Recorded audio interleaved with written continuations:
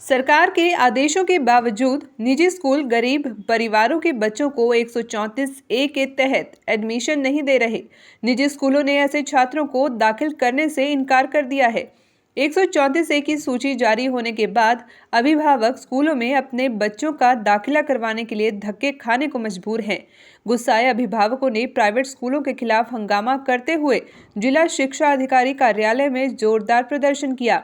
छात्रों के अभिभावकों ने कहा कि सरकार की नीति और निजी स्कूलों के मनमाने रवैये से न सिर्फ बच्चों का शोषण हो रहा है बल्कि उनके ऊपर दोहरी मार पड़ रही है।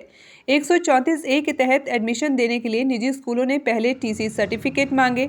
लोगों ने हजारों रुपए खर्च कर अपने बच्चों के टीसी लिए, लेकिन उसके बाद प्राइवेट स्कूलों ने एडमिशन देने से इनकार कर दिया। प्रदर्शन कर रहे अभिभावकों ने बच्चों के दाखिले करवाने और निजी स्कूलों के खिलाफ कार्रवाई किए जाने की मांग की।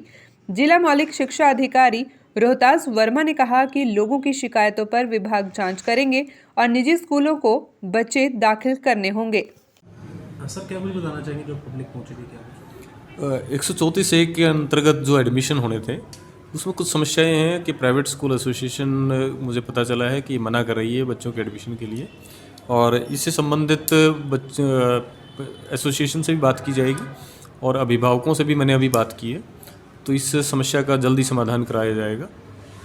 तो क्या आगामी कुछ दिन बाद मुख्यमंत्री पहुंच रहे करनाल, क्या कुछ उनको भी ऐसी सूचना दी जाएगी?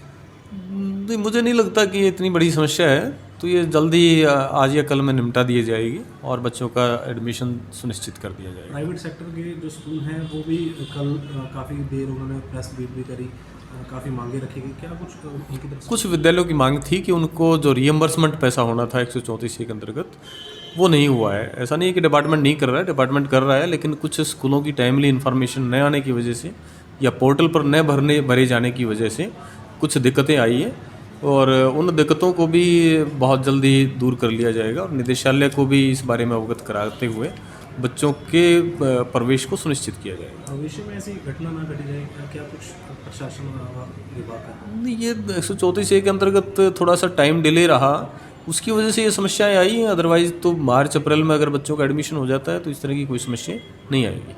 गया सुबह तो डायरेक्ट मेरे को अंदर जाने दिया। मैं रिसेप्शन पे गया, उन्होंने मेरे को डॉक्यूमेंट्स दिए कि ये अपने डॉक्यूमेंट पूरे करने।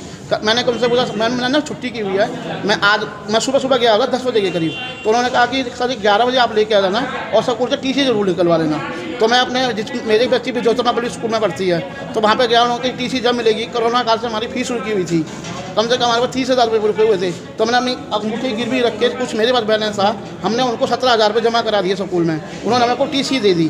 ठीक है जी। आज हम कल मैंने सारे दिन कचहरी के चक्कर काट के जो उन्होंने डॉक्यूमेंट दिए थे, आधार कार्ड, पहचान पत्र, राशन कार्ड, ड्राइविंग लाइसेंस और राशन कार्ड के सारे कागज मैंने पूरे इकट्ठे कर लिए।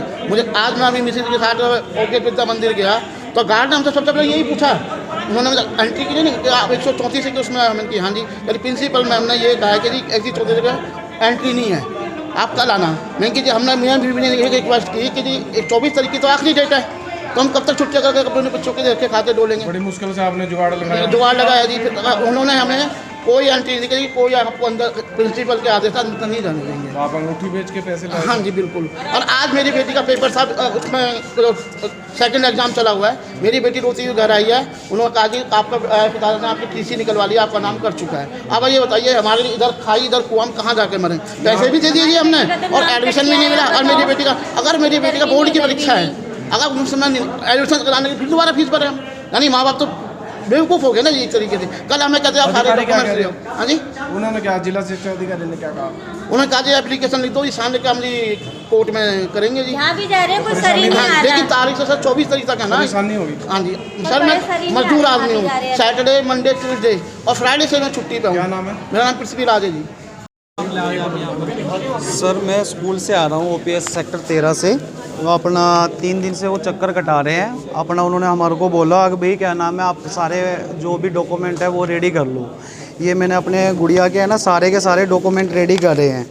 ठीक है, मेरे को है ना 4 दिन हो गए चक्कर काटते हुए वहाँ पर। तो अब मैं अपने बच्चे के है ना TC भी लिया कटा के स्कूल से।